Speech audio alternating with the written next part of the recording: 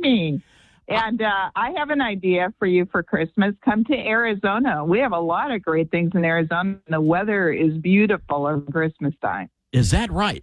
So how do you guys do the Christmas there? Because it's always like 300 degrees. Well, it's about 70 degrees around Christmas time.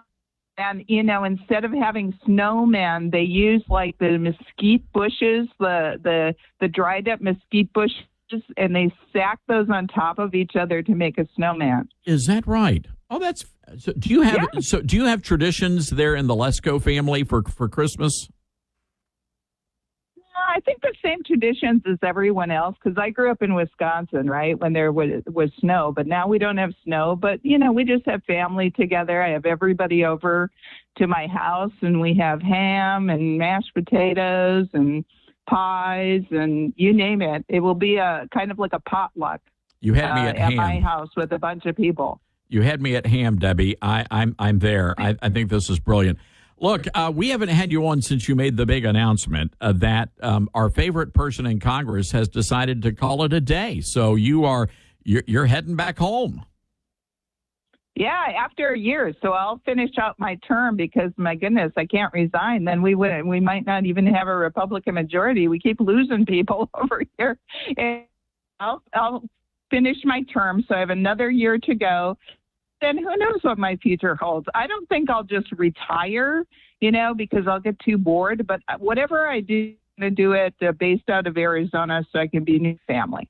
What I love about you is you just have this great spirit about you, and you're a rock-solid conservative, and you really never deviated from your campaign promises. And I'm curious, how difficult was that for you to do when you went to Washington? Well, it wasn't difficult to, that I didn't deviate from my conservative policies, but this place is frustrating as heck. I tell you what, I think it was a good thing and a bad thing that I served in the Arizona legislature before coming for Congress. The bad thing is that I was chair of the Ways and Means Committee and I was chair of Appropriations Committee in the Arizona legislature, and I was used to getting things done. Here, oh my goodness, it's hard to get anything done, and sometimes that's good, but sometimes when you're trying to push conservative things and push back on the Biden administration, it's frustrating as heck. I hear that, and I see that from so many people. I think Doug Collins, when he left the House, was just as frustrated. Looking back on all this now, what is it that needs to change, or can that change? Can the environment change in Washington? Well, I think everything is about elections and it's about the math. So I think we could get more done, certainly if we kept the Republican majority in the House and then got a Republican majority in the Senate and got a Republican president in the next election. And so that makes it easier. But then, unfortunately, Republicans have a bit of a history of fighting amongst ourselves, which sometimes is good, because we're fighting for the right causes. But Democrats seem to push their radical, crazy ideas through when they have power, and we seem to get in our own way. Although we passed a lot of good stuff out of the House. We passed border security bill out of the House. Yesterday, we passed a bill that would prohibit the crazy Biden electric vehicle mandates that require that 67% of all cars manufactured by 2032 have to be all electric, which is absolutely insane. So we passed that, but of course it will be dead on arrival because they're Democrat controlled. You're not just like coasting into retirement. You've got a lot of stuff on your plate. You've been behind this huge effort to protect our home appliances, which is shocking because if the Democrats had their way, we would not be able to have a potluck supper for Christmas. What I said on the floor yesterday about that, the Biden's mandate on all electric vehicles, I was like, do we live in communist China? Because first they came after our gas stoves, so I had to introduce a bill to prohibit them from going after and banning our gas stoves. Now they're going after our electric, our regular vehicles and want to mandate that we have all electric vehicles. And now they're going after everything in our house. So I have a whole big retirement community in my district that uses a certain type of heating furnace that uses natural gas.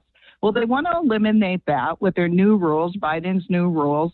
And so all of these people would have to totally retrofit their whole house when they have to buy a new furnace. I mean, it's just insane after their obsession about how they believe that climate change is an existential threat. And so their whole lens on everything they do is based around that.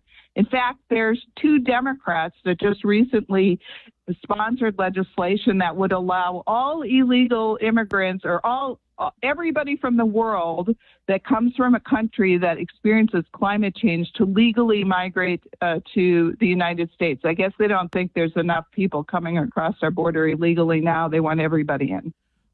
It's just really unbelievable. But before we let you go, Congresswoman, I'd love for you to weigh in on what we have seen play out on the House of Representatives or in these committees over the past couple of days with the university presidents, this blatant anti-Semitism.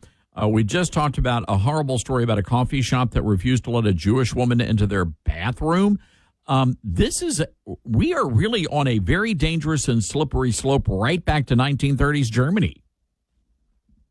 Well, one of the major reasons that I ran for Congress and that Republicans run for Congress is, quite frankly, to save our country. And these are one of the things that we see when we hear from university presidents that do not condemn the genocide of the Jewish people. That's absolutely insane. And I was just talking to a lady from the Romanian parliament this morning, and that used to be a communist country. They're very supportive of Republican principles. And, I think too many people in the United States haven't experienced the threats of communism, and they don't realize what they're talking about and what they're allowing. And it is scary. It's very scary. We're seeing the moral decay of our country. And certainly when we're allowing these radical protesters on our universities and they're not fighting against them, that is a major problem. Well, we're going to leave it there.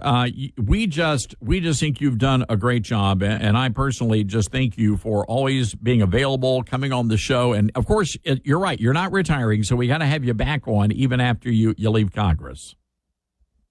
Well, I hope so, and by then, my hands-off our home appliances bill will have passed out of the U.S. House of Representatives. It passed out of committee yesterday, so I'm going to continue to fight for consumer choice and liberty and freedom, and I'm not going to give up the fight. Love it. And if you are ever in Memphis, the ribs are on me, so we will treat you to a feast.